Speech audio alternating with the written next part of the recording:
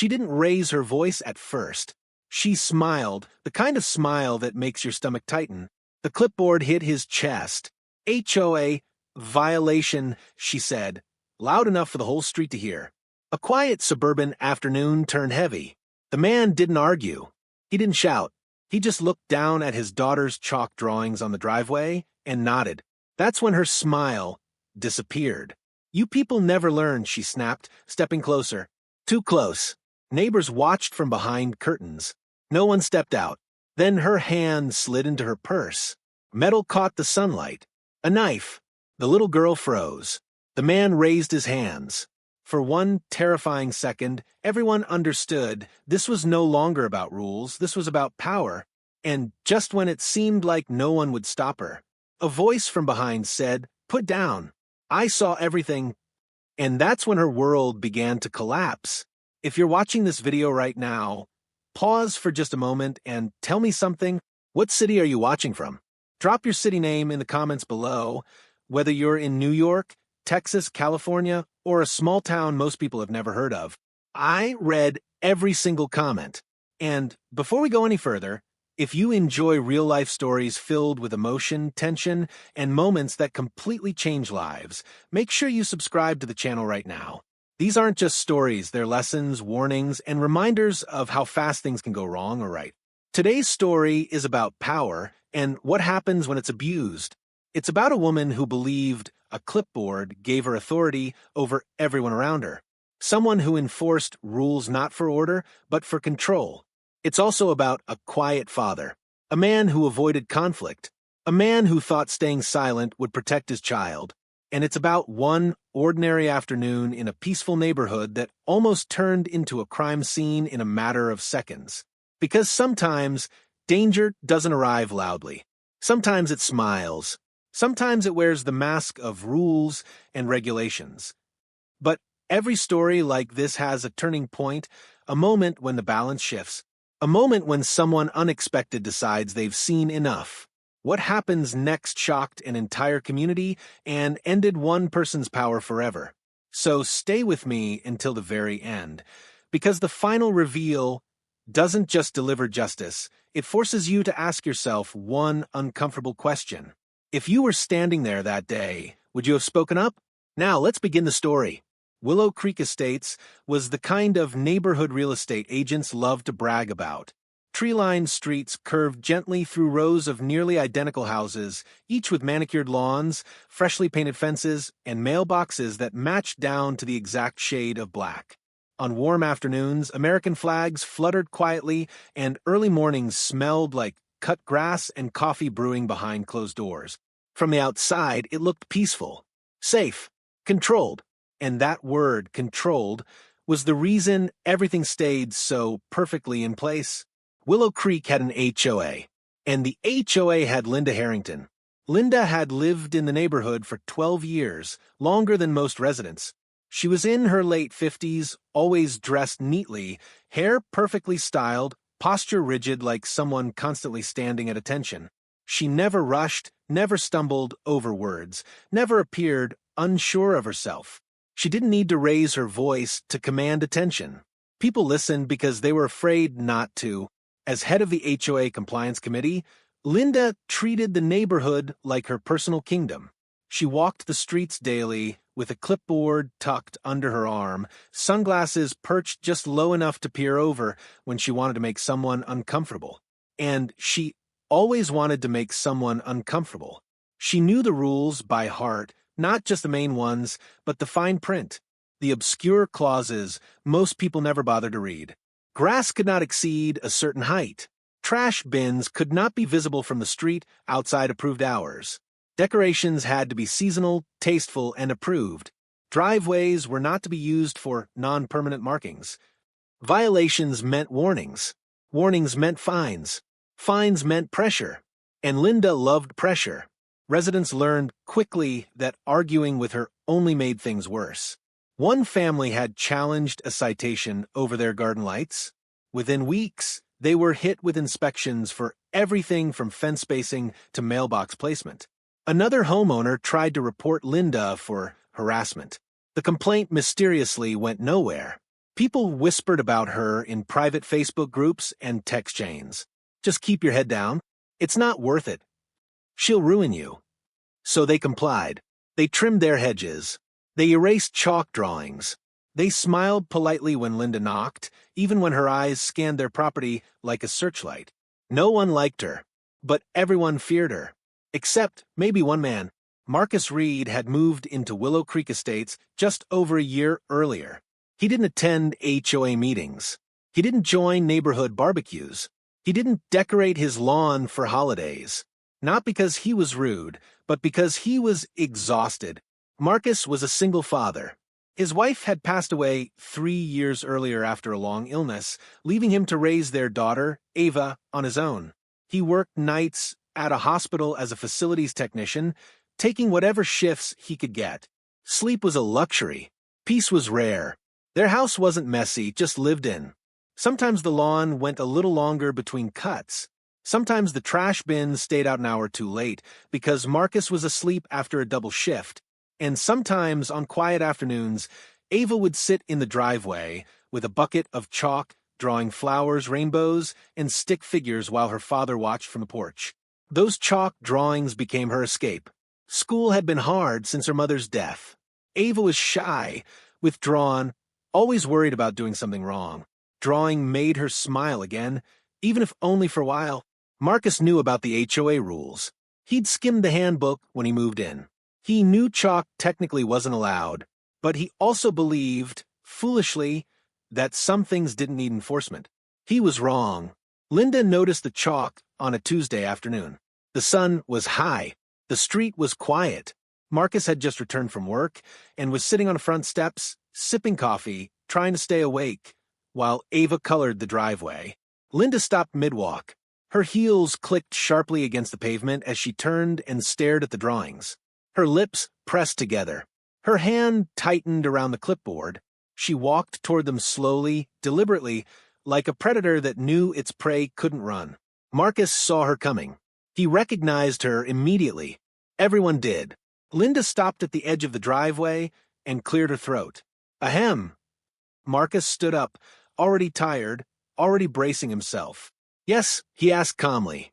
Linda adjusted her glasses and glanced down at her clipboard, even though she didn't need to. These markings are in violation of HOA Regulation 7.3, she said flatly. Driveways must remain clean and uniform. Ava froze, chalk clutched in her hand. Her smile vanished. Marcus looked down at the drawings, then back at Linda. It's just chalk, he said. We'll wash it off later. Linda's eyes flicked to Ava, then back to Marcus. That's not how this works, she replied. Rules exist for a reason. Marcus nodded. I understand, he said. I'll take care of it. That should have been enough. It usually was. But Linda didn't leave. She stepped closer, scanning the driveway, the lawn, the house, searching for more. You've already received 2 warnings this year, she added. Another violation could result in a fine. Marcus felt something tighten in his chest, but he kept his voice steady. I said I'll clean it. Linda tilted her head slightly, studying him. She didn't see fear. She didn't see anger either. She saw indifference. And that bothered her more than anything, because Linda Harrington didn't just want obedience. She wanted submission. And standing there, in front of a man who wouldn't argue, wouldn't beg, wouldn't react, she felt something unfamiliar rising inside her. Loss of control. She took one more step forward. And that's when everything began to shift. Because this time, Marcus Reed wasn't the only one watching. Marcus Reed had learned, the hard way, that silence was sometimes safer than speaking. Years earlier, during his wife's illness, he had spent countless hours in hospital hallways listening to doctors argue, administrators deflect, and systems move painfully slow. He'd watched how raising his voice never made things better, it only made people defensive. Calm persistence, on the other hand, had kept doors open. So, when Linda Harrington stood in his driveway that afternoon, her shadow stretching across his daughter's chalk drawings, Marcus chose silence, not because he was weak, but because he was tired of fighting battles that never truly ended. Ava sensed it immediately. She had stopped drawing and was standing now, clutching the chalk so tightly her knuckles had turned white. Her eyes moved between her father and the woman with the clipboard, searching for cues, for reassurance. Marcus gave her a small nod. It was his way of saying, "I've got this." Linda, however, mistook that calm for something else. "Are you aware," she continued, flipping a page on her clipboard, "that repeat violations may result in escalating penalties, including mandatory hearings?" Her voice was measured, but there was something sharp beneath it, a challenge. "Yes," Marcus said quietly. He didn't explain that he'd worked a double shift the night before. He didn't mention the bills stacked on the kitchen counter. He didn't tell her that Ava's chalk drawings were sometimes the only moment she laughed anymore. Linda didn't care. She stepped closer again, invading his personal space, close enough that Marcus could smell her perfume, something floral and overpowering. "You homeowners think exceptions apply to you," she said. "They don't." Ava flinched. "Dad," she whispered. Marcus placed a gentle hand on her shoulder.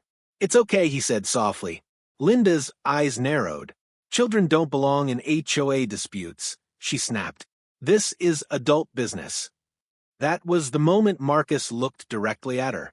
Not with anger, not with fear, but with something colder, resolve. "She's my daughter," he said, "and this is her home." The street remained silent. Curtains twitched in nearby houses. People were watching, but no one stepped outside. Everyone in Willow Creek knew better than to get involved when Linda Harrington was enforcing rules. Linda straightened her back. "Then you should teach her to follow them." Marcus felt Ava's shoulder tense beneath his hand. He could feel her shame, her confusion, that familiar fear of being in trouble, even when she didn't understand why. And something inside him cracked. Not enough to explode, just enough to hurt. He had promised himself he wouldn't raise Ava in a world where authority always meant cruelty, where rules mattered more than people. But here he was. "Look," Marcus said, choosing his words carefully, "we'll clean it right now if you want." Linda shook her head slowly. "No," she replied. "You'll clean it because you've been cited, and you'll receive formal notice." She scribbled something on her clipboard, the sound of pen against paper unnaturally loud. Marcus exhaled through his nose. "Fine." That single word, calm, flat, unbothered, ignited something in her. Linda snapped the clipboard shut. "You don't seem to understand the seriousness of this," she said, her voice rising. "People like you move into communities like this and think you can ignore standards. People like you." Marcus felt the meaning hit before the words fully registered. "Excuse me," he asked. Linda took another step forward. "You heard me." The air shifted. Ava's eyes filled with tears. Marcus raised a hand slightly, a silent signal for her to go inside. "Ava," he said gently, "why don't you go wash your hands?" She hesitated. "I want to stay." Marcus knelt in front of her, lowering himself to her level. "Please," he whispered, "go inside." Reluctantly, she nodded and took a few steps toward the door. That was when Linda spoke again, louder. "I'll be watching," she said. "If those markings aren't gone immediately, there will be consequences." Ava stopped. Marcus stood up slowly and turned back to Linda. "You don't need to threaten us," he said, his voice steady but firm.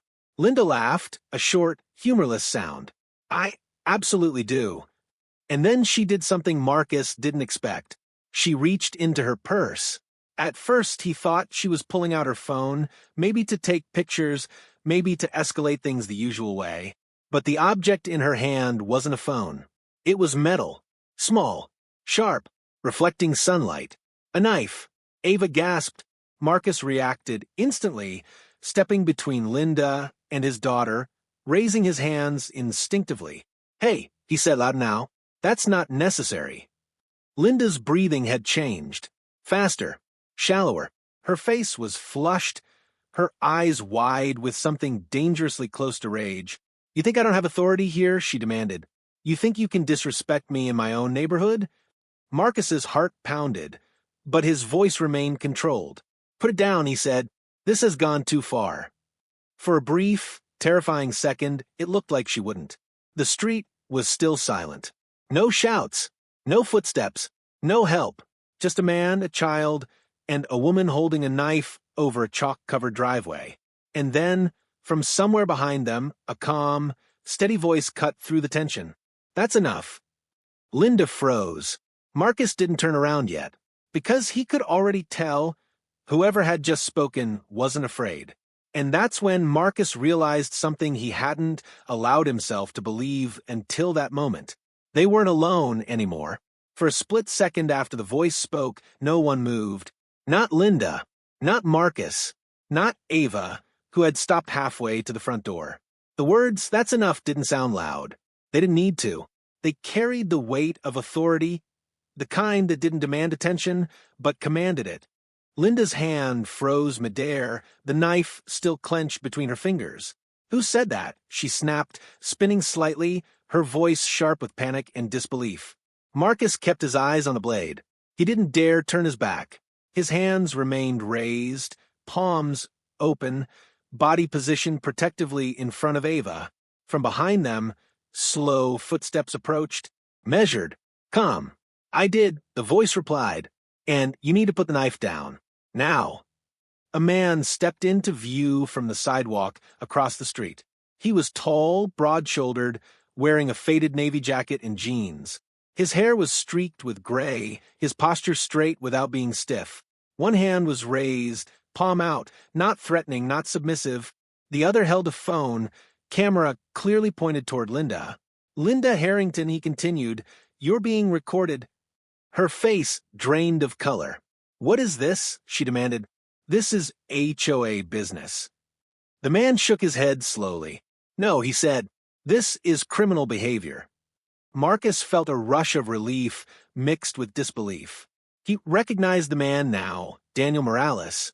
He lived 3 houses down. Quiet, kept to himself. Polite nods, nothing more. No one had mentioned he was a retired police officer. Linda laughed nervously, her grip tightening on the knife. "You're exaggerating," she said. "I was defending myself." Daniel didn't react. His gaze stayed locked on the weapon. "From what?" he asked. "Chalk." The word hung in the air like an accusation. Ava let out a shaky breath. Marcus felt her small hand clutch the back of his shirt. "Sir," Marcus said without turning, "thank you." Daniel nodded slightly. "I's never leaving Linda." "Marcus," he said calmly, surprising him by using his name, "you're doing the right thing. Just stay where you are." Linda's eyes darted from Daniel to the phone in his hand, then to the surrounding houses. Curtains were no longer enough. Doors cracked open. Phones appeared. She was losing her audience. And worse, her control. "This is harassment," she snapped. "You can't record me." "In a public space?" Daniel replied, "I absolutely can." Linda's breathing grew louder. Her hand trembled. "You don't understand," she said, her voice breaking. "These people don't respect the rules." Daniel took one slow step closer. "Put the knife down." For a moment, it seemed like she might argue again. Instead, she took a step back. The knife wavered. Then, with a sharp clatter that echoed far louder than it should have, it hit the pavement. Ava burst into tears. Marcus turned. Instantly, pulling her into his arms, his own legs shaking now that the immediate threat had passed. He held her tightly, whispering over and over, "You're okay. You're okay." Daniel exhaled slowly. "Good," he said. "Now stay right there, Linda." Linda stared at the knife on the ground like she didn't recognize it. "I didn't mean to," she said weakly. "He provoked me." Marcus looked up, anger finally breaking through his calm. "My daughter was drawing," he said. "That's it." Daniel nodded. "I know," he said. "And I've got the whole thing on video." Linda's head snapped up. "You wouldn't dare." "I already did." A distant siren wailed. Someone had called 911. The sound grew louder with each passing second. Linda backed away another step. "This is getting out of hand," she muttered. "No," Daniel replied. "It already did." Police cars pulled into the street, lights flashing red and blue against the perfect white houses of Willow Creek Estates.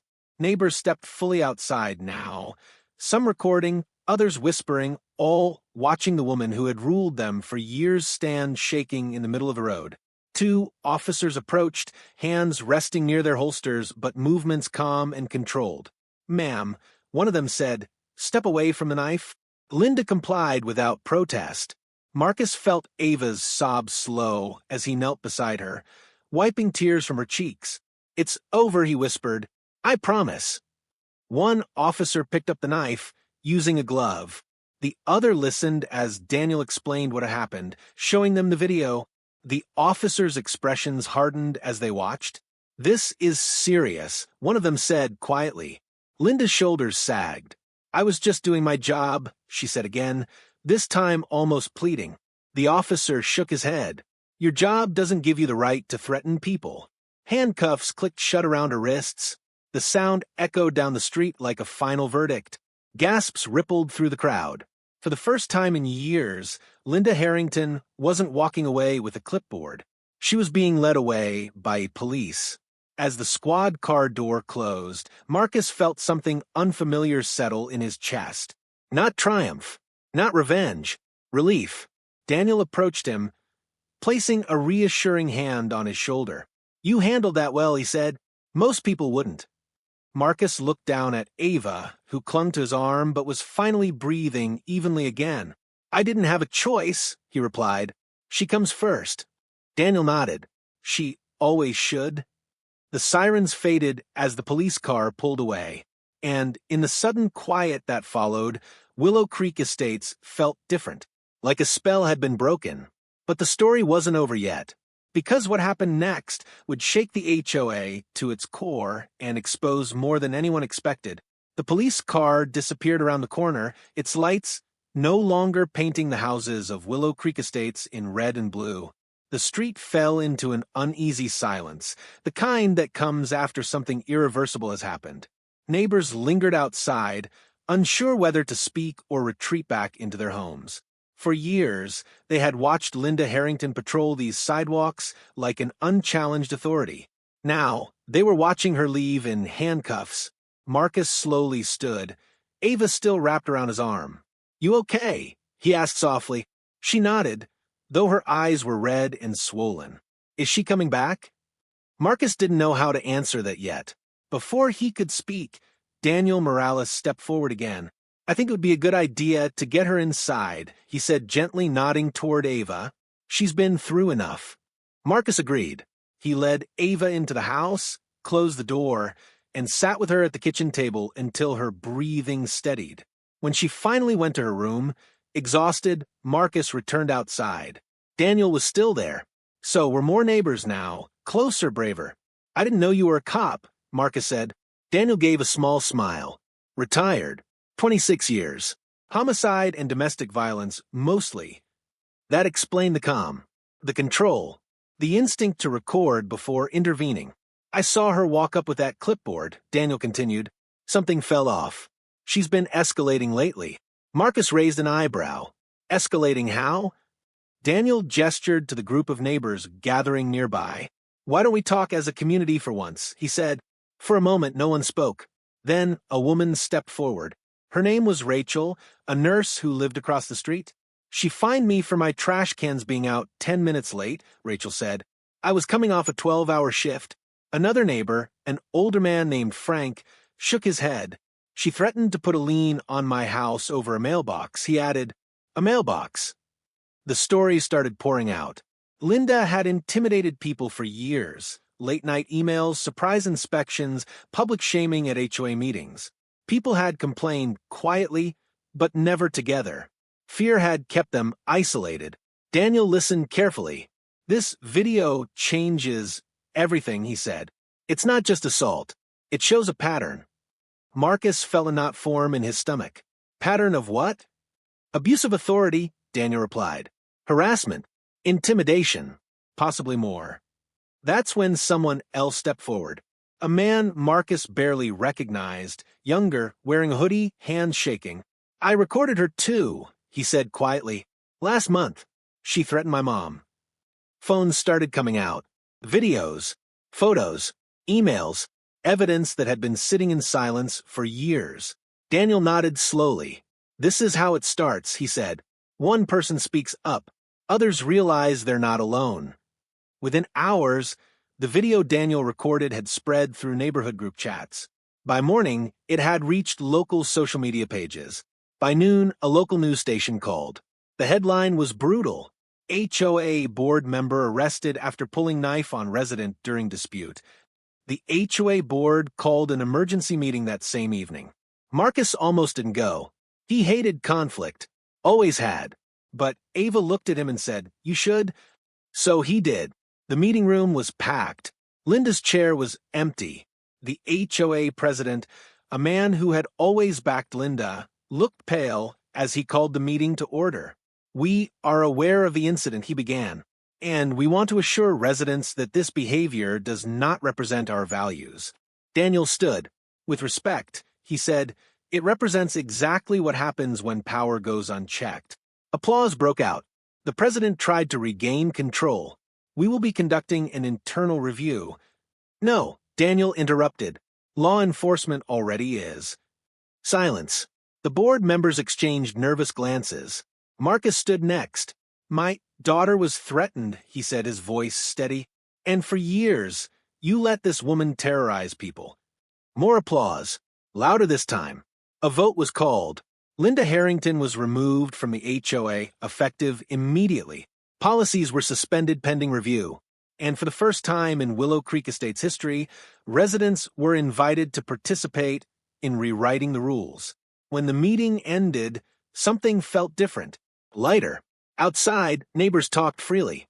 Some hugged. Some cried. Rachel approached Marcus. "Thank you," she said, "for not backing down." Marcus shook his head. "I didn't do it alone." She smiled. "You started it." Daniel joined them. "This isn't over yet," he said, "but today mattered."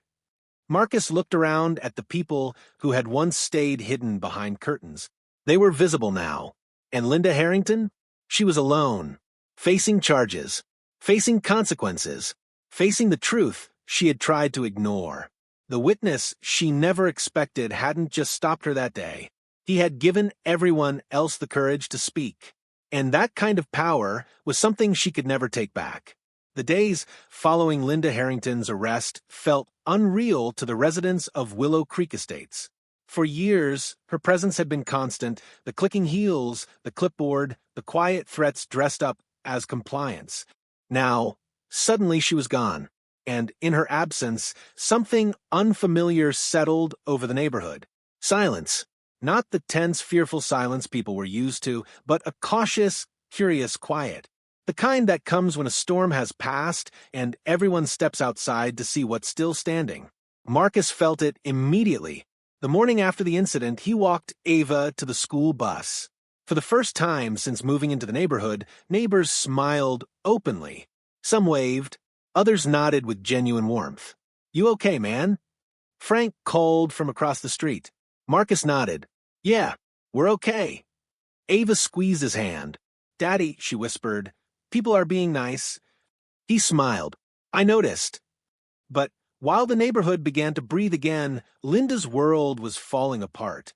The charges were serious: aggravated assault, criminal threat, and unlawful use of a weapon. The video footage left little room for interpretation. Her lawyer tried to argue stress, misunderstanding, a momentary lapse in judgment. The prosecutor didn't buy it. Neither did the judge. Linda was released on bail, but the conditions were strict. She was barred from contacting Marcus or Ava, prohibited from participating in any HOA activity, and ordered to surrender any weapons in her possession. The woman who once controlled an entire community now couldn't step foot into a meeting she used to dominate. Inside the HOA, panic set in. Board members scrambled to distance themselves from Linda. Emails went out claiming ignorance. Statements were rewritten. Policies quietly deleted from the website. Residents noticed. At the next HOA gathering, now more of a town hall than a board meeting, the room was full again. But this time, the power dynamic had changed. People spoke without trembling. Rachel stood and described the fines that nearly pushed her into debt. Frank explained how Linda had threatened legal action over petty violations. Others shared stories of intimidation, public shaming, and fear. The board listened. They had no choice. Marcus didn't plan to speak that night, but When Ava squeezed his hand again, he stood. "My daughter stopped drawing," he said, "because she thought she did something wrong." The room went quiet. "No rule should ever do that to a child," he continued. "No authority should ever make people afraid in their own homes." There was no applause this time, just understanding. By the end of the meeting, 2 board members resigned. The president announced an independent review of HOA practices and open nominations for new leadership from residents, not insiders. Change was happening fast. Meanwhile, Linda watched it all from the outside. Her name was stripped from documents, her email access revoked, her authority erased with a few clicks. Neighbors avoided her house, some out of anger, some out of discomfort, some because they were finally no longer afraid. For sale, signs appeared on her lawn 2 weeks later. Marcus noticed it while mowing his grass that was now slightly longer than regulation. No one complained. Ava returned to the driveway with her chalk one afternoon, hesitant at first. Marcus sat on the steps, watching her draw a sun bigger than the house. A neighbor passed by. "Looks great," she said. Ava beamed. For Marcus, that moment mattered more than any meeting or vote. But the story wasn't finished yet. A court date loomed. On the day of the hearing, Marcus sat in the courtroom with Ava beside him. Daniel Morales sat behind them, calm as ever. Linda entered quietly, her confidence gone. No clipboard, no sharp smile, just a woman staring at the floor. When the video played, the courtroom felt heavy. The judge watched carefully. The jury didn't look away. When it was over, there were no dramatic outbursts. No excuses that worked. The ruling was swift. Linda Harrington was found guilty. Sentencing would come later, but the message was clear. Power abused is power lost. As they left the courthouse, Ava looked up at her father. "Is it really over?" she asked. Marcus thought for a moment. "For us," he said, "yes." Back in Willow Creek Estates, new HOA rules were posted. Simpler, fairer, and focused on community instead of control. A children's chalk day was added to the calendar. So was a neighborhood barbecue. People who had lived side by side for years finally spoke. Fear had ruled them once, but not anymore. Linda Harrington had built her authority on intimidation. And when the fear disappeared, so did her power. What remained was something far stronger, a community that had learned what happens when one person finally says enough. Months passed, and Willow Creek Estates no longer felt like the same place. The transformation wasn't loud or dramatic. There were no banners or celebrations to mark the change. Instead, it showed itself in smaller, quieter ways, the kind that only happen when people feel safe again. Children played outside, without parents watching the clock nervously. Lawns were still neat, but no one panicked if a blade of grass grew a little too long. Neighbors stopped to talk, instead of hurrying indoors when someone walked by. Fear had once been the unspoken rule. Now it was gone. Marcus noticed the change every morning when he walked Ava to the bus stop. She laughed more. She talked more. She drew constantly, not just on the driveway, but in notebooks, on scraps of paper, anywhere she could. One afternoon, she taped a drawing to the front window. It showed a house, a sun, and people standing together. At the top, she had written in uneven letters, "Home." Marcus stood there longer than he meant to, fighting the tightness in his chest. For a long time, he had believed protecting his daughter meant staying quiet, blending in, avoiding attention. He knew better now. Protection didn't always look like silence. Sometimes it looked like standing your ground and trusting that others would stand with you. The HOA elections brought new faces. Teachers, nurses, retirees, parents, people who understood that rules were meant to serve a community, not control it. One of the first things the new board did was remove punitive fines for minor issues. Warnings became conversations. Inspections became optional walkthroughs. The tone changed, and with it the people changed too. Daniel Morales declined an official position. Instead, he became something else entirely, a quiet mentor, someone people turned to when they needed guidance. "You didn't just stop a crime," Marcus told him one evening as they watched Ava draw with a group of kids. "You changed everything." Daniel shook his head. I just spoke up, he replied. That's all it ever takes. Linda Harrington's sentencing came quietly. No media circus. No crowd. She received probation, mandatory anger management, and a permanent ban from any HOA leadership role in the state. The judge's words were firm but measured. You were entrusted with authority, he said. You used it to intimidate. That ends here. Linda didn't look up. Her house sold within weeks. She left Willow Creek Estates without a goodbye, without an audience. No one missed her. On the day the moving truck pulled away, Marcus stood on his porch with Ava. She watched silently, then turned to him. Daddy, she asked, why was she so mean? Marcus thought carefully before answering. Because she thought power meant control, he said, and she forgot that people matter more.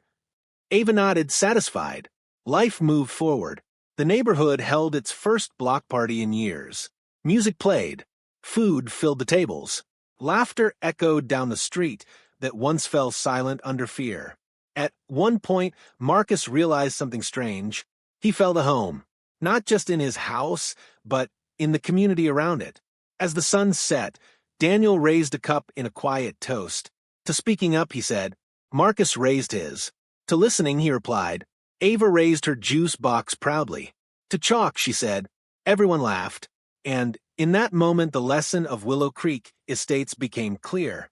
Abuse of power thrives in silence. Justice begins with one voice. But healing happens when many choose not to look away. What started as a confrontation over chalk ended as a reminder, one that would stay with everyone who witnessed it. You don't need authority to do what's right. You don't need a title to make a difference.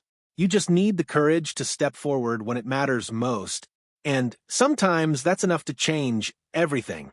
If this story made you feel something, if it reminded you that silence protects the wrong people and that one voice can change everything, then don't scroll away yet. Backhand index pointing right, hit the like button to support stories that stand for justice.